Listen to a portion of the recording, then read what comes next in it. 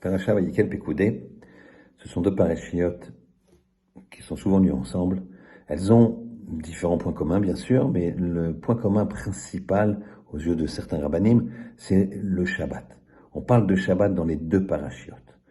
Ces parachiotes, elles sont intégrées à la construction du Beth Amikdash. Vous savez que les travaux de Shabbat, 39, qui sont interdits donc à faire Shabbat, la base de ces travaux, ce sont les travaux qui servaient à construire le Mishkan, construire le Beth Amikdash, le temple ambulant qu'il y avait au temps de Moshe Rabbeinu dans le désert et ensuite après. Et donc, on voit que le Mishkan, qui est la résidence d'Hachem, est lié au Shabbat. Puisqu'en fait, on y dit la chose suivante, tu vas construire un Mishkan, mais Shabbat, tu vas respecter. Donc on s'arrête de construire le Mishkan, la résidence d'Hachem, pour faire le Shabbat. Alors ça, je me prive de la présence d'Hachem? Non. Justement non. La présence d'Hachem, elle vient dans le Mishkan, dans le Beth Amikdash, et c'est ça la terrible souffrance qu'on a de ne plus avoir ce Mishkan et ce Beth Amikdash.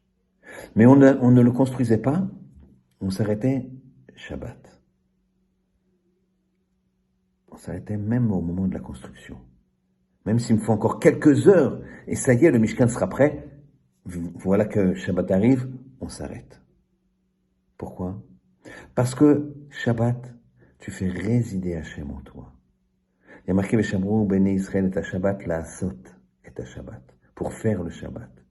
Les Bnei Israël, ils garderont le Shabbat, la Asot et Shabbat, pour faire le Shabbat. Ça veut dire quoi pour faire? Il y a une notion de création. Avec le Shabbat, tu crées un univers qui s'appelle Me'ein Olam Haba, un goût de monde futur. Le monde futur, c'est l'éternité. L'éternité, il n'y a qu'une chose sur l'éternel, c'est Kadosh Baruch Hu. C'est le seul élément éternel qui n'a pas de début, pas de fin. Alors regarde, quand tu fais Shabbat, d'ailleurs on dit « je fais Shabbat », tu crées un monde autour de toi. Shabbat, c'est pas des privations. Souvent, les gens, ils me disent, ouais, c'est dur, Shabbat, j'ai pas pris mon téléphone, j'ai pas fait les courses, j'ai pas fumé, j'ai pas, que des privations.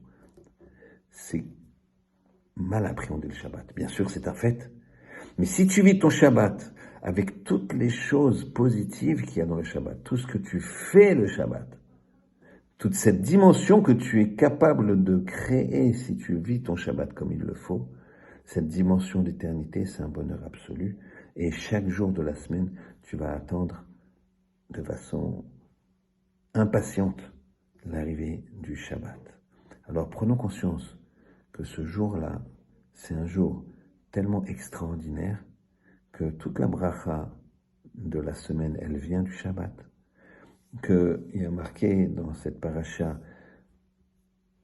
Shabbat, Sheshet Yamim, Teaseh Melacha, pendant 6 jours, Teaseh sera fait ton travail. C'est-à-dire qu'il se fait de lui-même si tu fais Shabbat. Shabbat, tu n'auras pas besoin de travailler puisque Teaseh sera fait. Fais Shabbat, fais-le. Et Kadosh Baruch Hu, il fera les 6 jours pour toi, pour ta parnassa. Kadosh Baruch Hu nous aide à comprendre cette notion extraordinaire de faire Shabbat, de créer ce Me'ein Olam Haba, ce goût du Olam Haba, ce goût de l'éternité. Shabbat Shalom.